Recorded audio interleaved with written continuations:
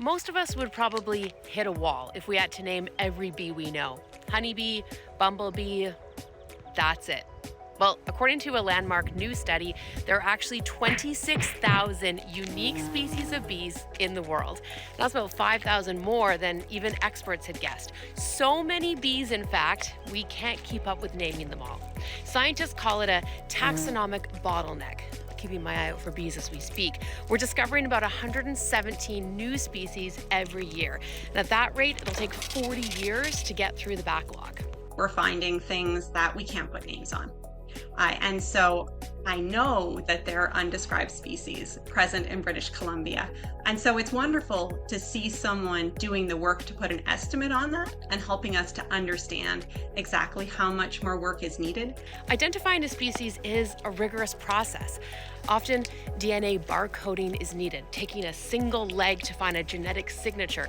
Sometimes there's a match, and sometimes we realize we've found something entirely new. And sometimes it's been ID'd, but it's not in the DNA library yet. Which leads us to the question, why are there so many bees? It comes down to 100 million years of coevolution with flowers, leading to massive specializations in diet and habitat. And new bee discoveries are happening right here in the Pacific Northwest. We were able to find, over the course of 4 years of sampling, 100 new records for Chelan County and 8 new species records, as you said, for the entire state of Washington, which really, I think, highlights the issue of undersampling and how much we really don't know about native bees in our own backyard. So who are these mystery bees? In BC alone, we have over 500 species documented. There's the osmia, a brilliant metallic green bee that looks like a hopping jewel. Cuckoo bees that use their razor butts to cut through other nests to lay eggs. And resin bees that look like wasps and build homes out of plant sap and pebbles. The list goes on.